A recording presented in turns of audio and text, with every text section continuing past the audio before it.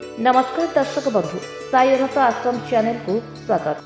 चलित वर्ष नुआ वर्षर आरंभ चतुर्ग्रही योग सहित हेबाकु जाउछि।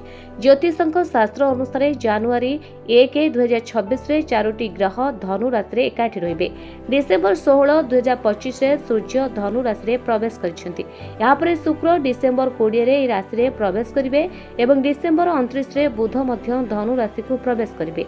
तेबे कहि रखुछु जे एई राशि रे मंगल पूर्वरु उपस्थित अछंती। एपरि परिस्थिति रे एही समस्त ग्रह एकाठी चतुर्ग्रही योग गठन करबाकू जाउछंती। यहा व्यतीत नूतन वर्षर प्रथम दिन रे बुध सूर्य बुधादित्य योग, सूर्य मंगल मंगलादित्य योग एवं शुक्र सूर्य शुक्रादित्य योग मध्य गठन होइछि। तेबे आसंतु जानिबा एही योग गुड़िक सहित केउ राशिर शुभफल मिलिबो। वृष चतुर्ग्रही योग वृष राशि पाई अपार सफलता आनिबो। वर्षर आरंभ सेमानक पाई उत्कृष्ट हेबो। प्रत्येक प्रयास रे सफलता मिलिबो। संपत्ति क्रय पाई सुजोग मिलिबो।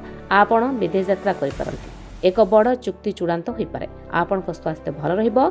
सहभागिता कार्य रे भल लाभ मिलि पारे। पुराना विवादर समाधान हेबो। कोर्ट मामला रे आपनकु सफलता मिलिबो। तुला नूतन वर्ष रे आपनकर सामाजिक प्रतिच्छबि मजबूत हेबो। आपण आपनकर करियर एवं व्यवसाय रे यथेष्ट सफलता हासिल करिवे। आय वृद्धि हेबार सूचना रहिछि। पारिवारिक परिवेश बहुत सुखद रहिबो।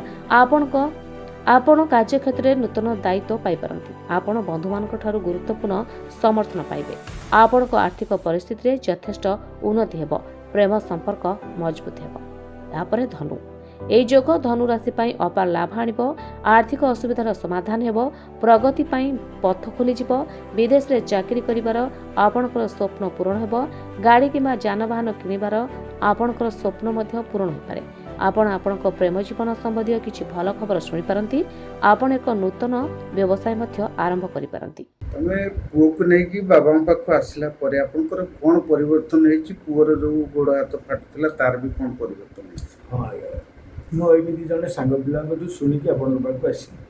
किंतु आसिला परे मो पुओ दीर्घ 7 वर्ष होला जो कष्टटा भोगुथिला मोर हृदबोध होछि से 7 दिन रे गला भलिया लागिला। तेणु करी बहुत सॉल्व हो जाइछि।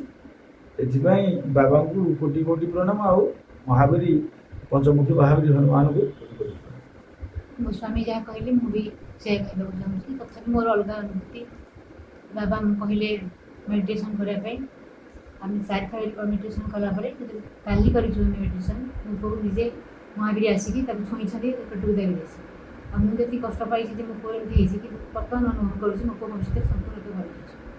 अच्छा पुओ एडी आसिले परे मोर जति माने कष्ट थिला मो आगुरु जमा चाली पारुनथली। एडी जति सप्ताह भीतर आसिलेनी माने मते एते भल लागुची।